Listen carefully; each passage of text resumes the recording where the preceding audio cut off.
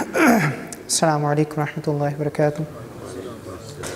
We are talking about Surah Yusuf and we are learning something about parenting from Surah Yusuf. Yusuf alayhi salatu wasalam is a teenage boy. He sees a dream, it disturbs him. He goes to his father to talk about it. And when he goes to his father to talk about it, he says to his father, he addresses his father, Ya abati. You know, in Arabic language, normally when you address your father, you say, Ya abi, oh my father. But he says, Ya abati. This ta that you hear at the end, Ya abati, this ta, it's a show of respect. Oh my noble father. Oh my respected father. Oh my beloved father. Father, I love you so much. All these terms of respect have been included in this Ya abati by only ta when he addresses his father. So what we are learning here is that this child, not only he is ready to talk to his father at any point, he is comfortable to talk to his father at any point, and he is also extremely respectful. And this is a compliment to this child, but at the same time this is a compliment to his father. MashaAllah, you people are more knowledgeable than I am. You have more experience than I have. You tell me if you see any father who communicates with his child openly and at the same time he maintains a relationship of respect. Do you know any father? Because when you get too frank with the kids, then what happens? If you openly communicate with them, if you get too frank with the kids, then what happens? They will just run all over you. They will run all over you. They become too casual. And then you have to become strict. Or at least you think that you have to become strict, then only they will show you some kind of respect. And by the way, if you come from where I come from, Pakistan, and I'm not being judgmental here, and I don't want to offend anyone. I'm talking about maybe you're not one of those fathers. But I'm just saying, generally speaking, in Pakistan, fathers think that the only way that they can get respect is that they should be as mean, as nasty, as harsh as they can be. This is the only way they can get respect as a father. So you will never hear your name said nicely. So for example, if your name is Abdullah, you will never hear, Abdullah beta, please come here. No. Oh Abdullah, idro. Idro. And then you better show up looking all scared. You cannot smile. Because if you are smiling at your dad, then what is this? What are you looking at? This is normal. Normal. Being angry is normal in Pakistan. And by the way, this is not only for Pakistani people. Even though we are awesome at it, but I believe Muslims generally, Muslim parents generally, they are very harsh from all over the world. They are very, very harsh. And they think that's how they are supposed to be. They are supposed to be disciplinaries. Especially the father, he is supposed to be really tough. When he walks into the house, there should be absolute silence. You know, everyone just should drop whatever they are doing. Why? Abba is here. Abba is here. You know, everything is going fine, mashallah, in the house. Everyone is playing. Things are happening, alhamdulillah. And then all of a sudden, Abba appears in the driveway. And then you sit still. You don't move. You don't look around. Why? Abba is here. And that's our culture. Unfortunately, that's our culture. Even though it sounds funny, but it's a tragedy. Let me tell you the hadith of Rasul. Before I tell you anything about Yaqub alayhi salam, let me tell you the hadith of Rasulullah sallallahu alaihi wasallam. 1400 years ago, he painted this picture for us. 14, subhanallah. Can you imagine? 1400 years ago, he can see this thing happening in our homes. So he said, Sharrur rijali man iza dakhala baytahu. The worst person is someone who when he enters in his house, listen to this carefully. He said the worst, he didn't say the worst person is someone who is a criminal, who commits zina, who commits adultery, who steals something, who is a backbiter, who lies. No. He said, Sharrur rijali, the worst person is someone when he enters in his house, the people who are playing become still. The people who are talking become quiet. The people who are visible disappear. They become invisible. And when he leaves the house, everyone in the house is happy. He's the worst person. And unfortunately, that's what we are in our culture. What Yaqub alayhi salatu wasalam is teaching us is exactly opposite. This child, he is so comfortable to talk to his father about anything, even about a dream. And at the same time, he is respectful. At the same time, he maintains respect. What I'm trying to get at is that you and I thought that the only formula of getting respect from our kids is to be as harsh, as mean, as nasty, as scary, as loud that you can be. This is the only way you can get respect from your kids. That's it. That may work in Pakistan. It may work in Palestine.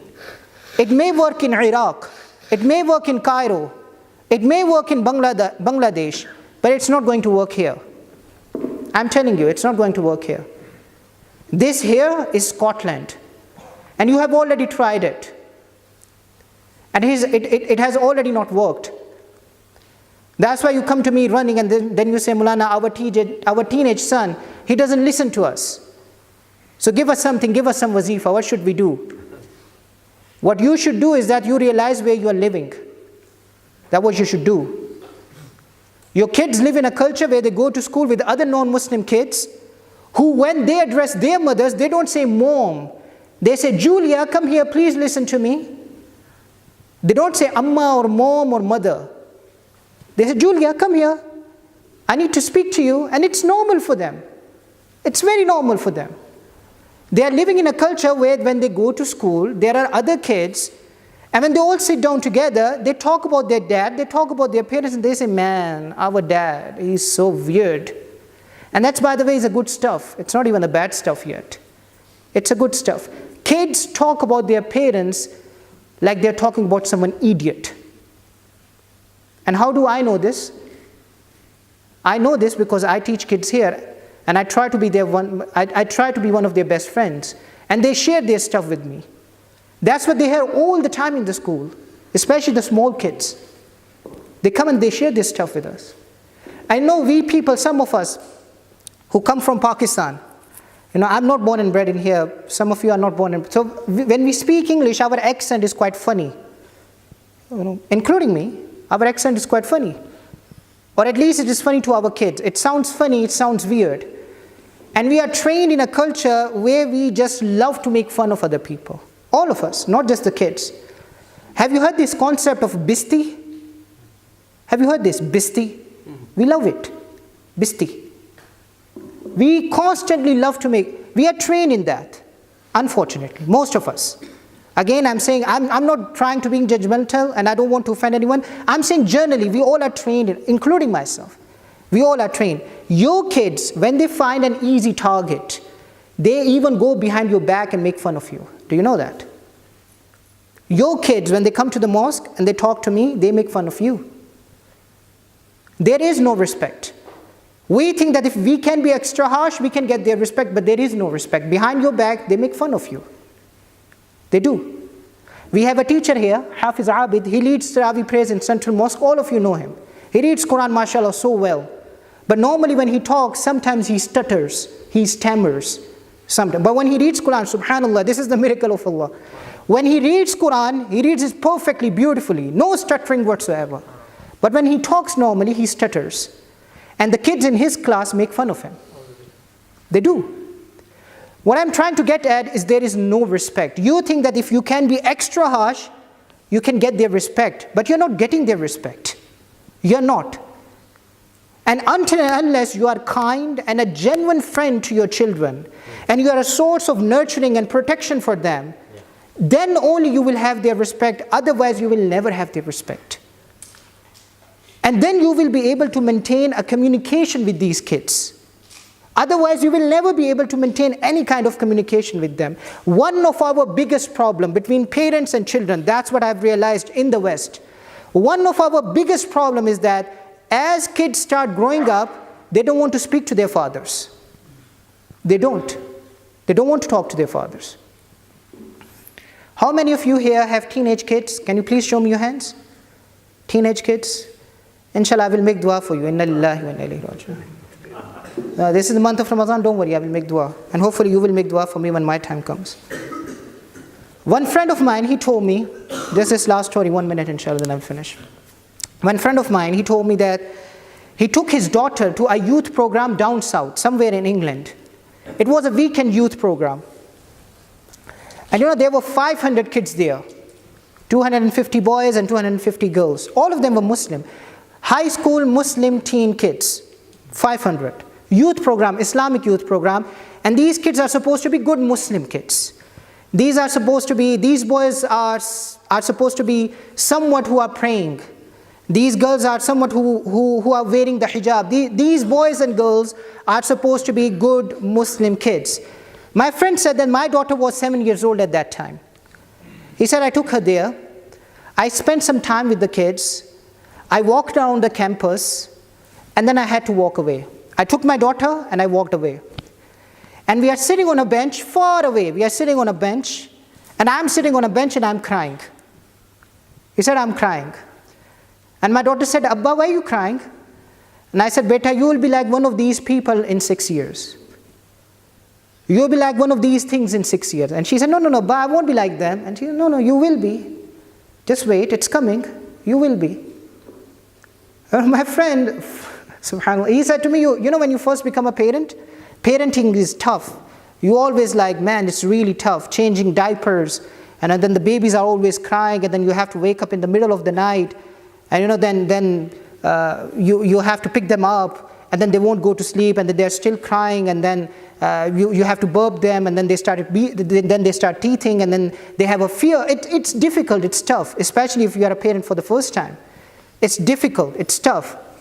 And then when you go to some other parent's house who have older kids, and then you say to them, mashallah, it becomes easier when they become teenagers, right?